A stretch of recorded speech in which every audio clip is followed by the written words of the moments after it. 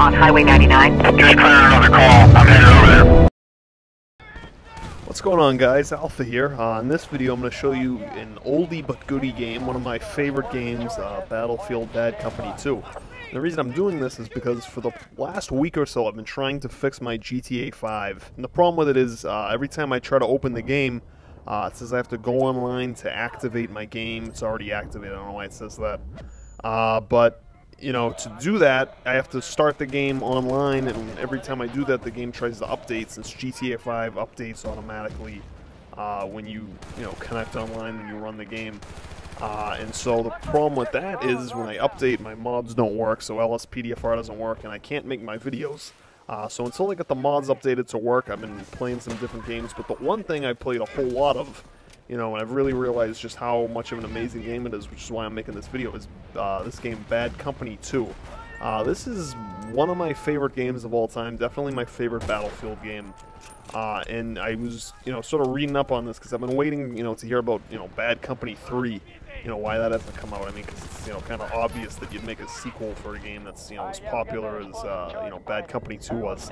So I was reading about this, and I read a story on one news website where it said that in an interview about a year ago, the head of DICE said that the reason there hasn't been another Bad Company is the fact that they don't know exactly what it is about Bad Company 2 that was, so popular and, struck a chord among people who played it. And, I think that's kind of bogus, because if I know what it is that made it popular, then obviously they do.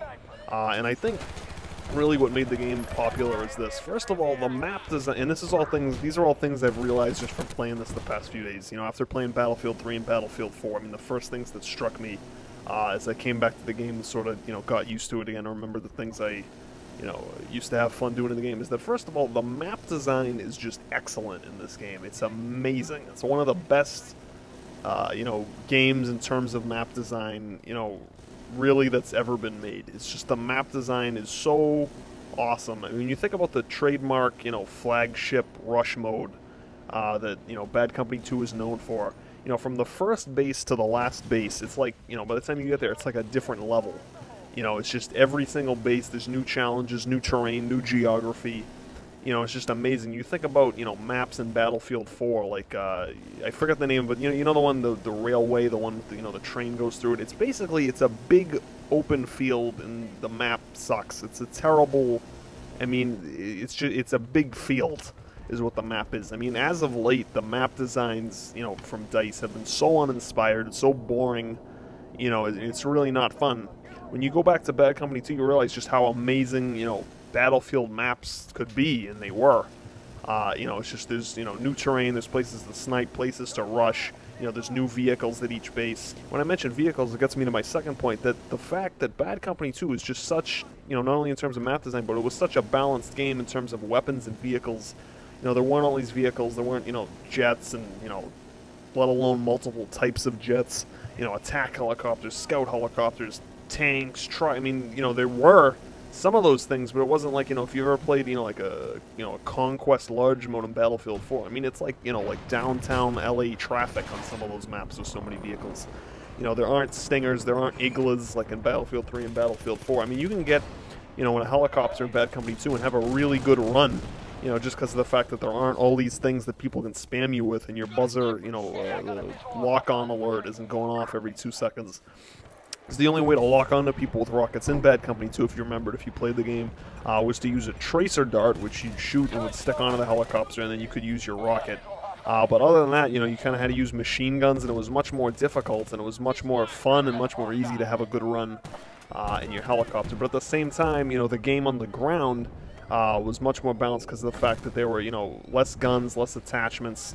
And the guns that were in the game were very well balanced, maybe barring a few like the M60 and certain other things, but it's definitely not like what you've come to expect, from DICE with Battlefield 3 and 4, where, from patch to patch, there's certain guns, where the damage, is, patched or nerfed to be way too high or way too low every single time they patch the game. It was a very stable game, and, it's so stable that you could really focus on, teamwork and, I guess, squad work, if that's a word. I guess I'll coin that as a word.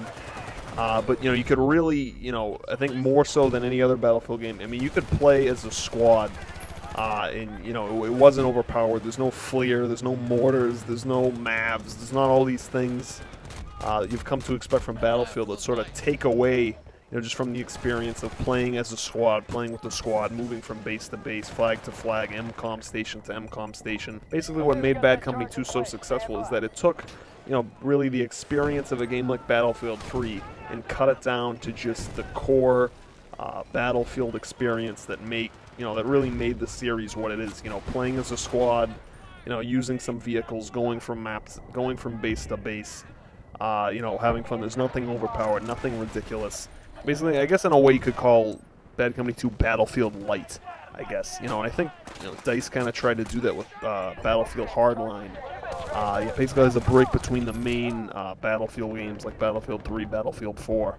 But I think the reason, you know, I know this is beating a dead horse, but the reason it's not successful is that's really not a Battlefield game. I mean, first of all, you know, Battlefield Hardline is, you know, really, you know, if you play it, it seems like a mod of Battlefield 4. But separate and apart from that, it's not, you know, kind of what people want in a, you know, sort of a, you know, like a light version of a Battlefield game. They want Bad Company 2, and I think people expected that going in. But, you know, since my GTA 5 hasn't been working and I've gone back to Bad Company 2, I've just really realized, you know, it was such an amazing game, such an awesome game. You know, had a lot of fun with it, and, you know, I mean, if I know what made the game so successful, then clearly DICE does. You know, I'm sure you know there's a whole bunch of reasons why they haven't, you know, made a new one. You know, you probably blame EA for that. But it's just it was so balanced. I mean, it set such a good precedent from future Battlefield games. I mean, Battlefield 3 was really successful. Battlefield 4, I think, you know, DICE kind of rushed into, you know, trying to make, you know, capitalize on the success of Battlefield 3 by making another Battlefield game too early. But, you know, I'm definitely hoping that the next Battlefield game, which I think they announced to investors, will be coming out in next year or the year after. I think 2017 is what I read. I really hope it's another Bad Company game. I mean, this game was so awesome, so balanced, so stable, and it's really fun. If you have it, I recommend playing it again. I think on PC, there's enough people playing to have a few servers going still at this point. I'm not sure what's going on consoles, but it's an awesome game.